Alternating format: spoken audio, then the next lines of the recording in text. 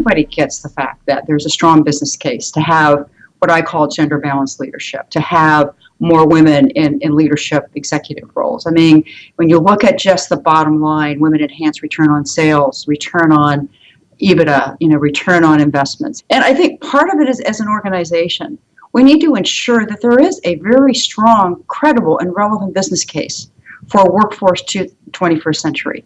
And when you think about it, there needs to be that accountability, because leaders and managers are all stretched out and busy every day with different goals and objectives and expectations.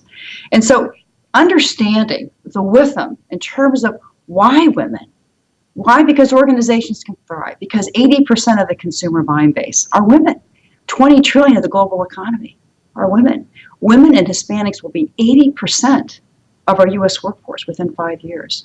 So those are just a few nuggets of why women. They bring some of the natural skills and competencies and thinking, like collaborative, sort of leadership styles, consensus-driven sort of, thinking. The two things I encourage women to do is to really take time to pull over, because the biggest area that pulls women back is their own self-defeating belief systems, which is really examining their narrative.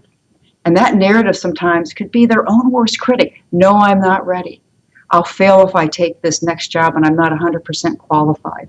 Or they're more senior than me, so what do I have to say? Or I have to get it 100% perfect. That perfectionism, if you continue to ride on that perfectionism syndrome, everything has to be perfect.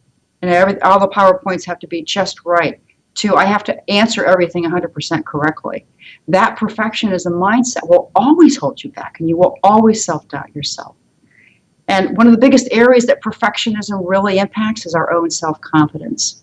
So the more that we can believe in ourselves, get the right feedback from those, and having the right coaching and support to really navigate some of those blind spots or sticky floors, the more we'll garner that, greater confidence, the more that we'll be willing to get out of our comfort zone and take those jobs that we are rightfully qualified for.